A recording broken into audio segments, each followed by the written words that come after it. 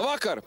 Nu, kā jāsaka, ziemas stihija atkal mūs ir pārsteigusi nesagatavotas. Tāpēc pabijām mūsu valsts nomales kādās biezputriņu sāģas, ruksīšu mājās, kur arī meklējām pēc saimnieka. Lūk, arī saimnieks. Sveicināti! Nu, kā tad iet? Vai tad ar pazīstat vai rīdziniekus, ko? Jūs jau tos optimistiskos pāraidat tikai. Nu, mums jau te iet diezgan kreņķīgi iet vispār. Nu, kā tad ar ražu? Kā tad jums cukurbietes, vai tad palika uz lauka, vai kaut ko paspējāt novākt jau?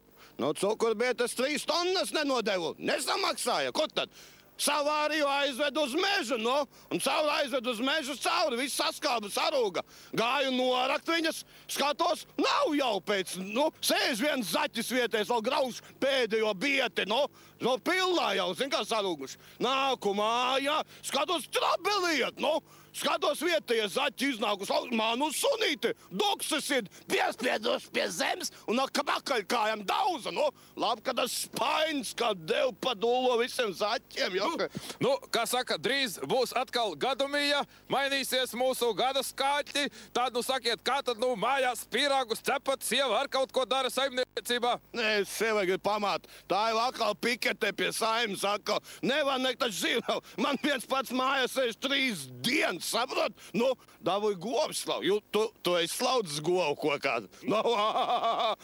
Es jau attiku savu Belarus, un govu nekad nav slaudzis, zin kā pienāc klāt, nolikt to spaini tagad, zin kā, pieslauc līdz pusē, tā palūra uz mani pirmo reizi redzējuši tā te buku veci, kā doda pakaļ, kā spainis pa gaisu, paņem to kāju, pierāp pie miet piese, sauc atkal līdz pusē, tā palūra kāju, kā dod man tas spainis, viss baltā piekais, kā pienvīrs stāv, nekās pieraut otru kāju klāt, zin kā, piešmucēt to spainā kā līdz pusi, šī palūna rasts kā vertoja tur.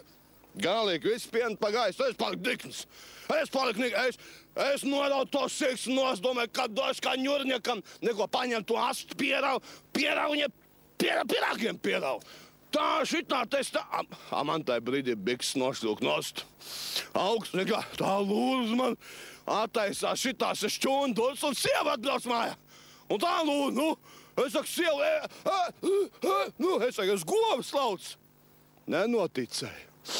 Tā mums te iet pa tiem laukiem, Jā, kā redzat, arī lauku sētā gadumiju gaida ar lielām neskaidrībām par to, kas tad būs speciāli Imantai Babītei, lauku korespondents, kurš arī nenoticēja zemniekam.